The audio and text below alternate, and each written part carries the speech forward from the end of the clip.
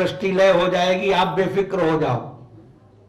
शास्त्र प्रमाण है कि ये सृष्टि लय नहीं होगी। इसके बाद कल की भगवान जब प्रकट होंगे तो दुष्ट राजाओं का दलन करके और फिर सतयुग की स्थापना करेंगे।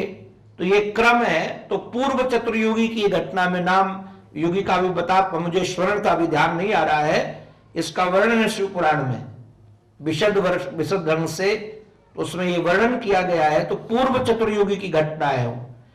ये जो मोह की घटना है ये पूर्व चतुर्युगी की है, इस चतुर्युगी की नहीं है। क्योंकि इस चतुर्युगी में आप देखेंगे अगर इस चतुर्युगी की घटना होती तो ये क्रम से यदि घटना सुनाई जाती तो अरण्य कांड की घटना है। अरण्य कांड में कहीं शिव जी का आगमन हुआ है ऐसा वर्णन नहीं है, भूमिका में सुनाया गया है। ये बाल कांड में चर्चा सुनाई का, ये कथा के क्रम में नहीं है, कथा की भूमिका में चर्चा की गई है। और इस समय जो कथा कही जा रही थी उस समय तो भगवती साक्षात उमा के रूप में विराजमान थी, वो सती के रूप में थी। और पहले की चर्चा थी, अभी तो उमा के रूप में वर्णित थी।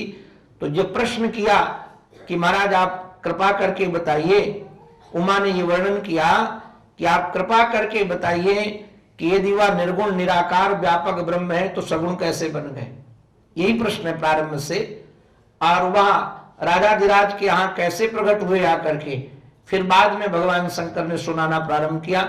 और उसी क्रम में ये बात बताई कि एक जन्म आपका इसलिए भी हुआ था। तो ये पूर्व कल्प की जो सती मोह की घटना है ना, वो पूर्व कल्प की है, इस महाराज द्वापर की नहीं है, वो पूर्व द्वापर की है। इसके पहले जो द्वापर हुआ था उसकी चर्चा है, इसलिए इसमें शंका का स्थान नहीं है।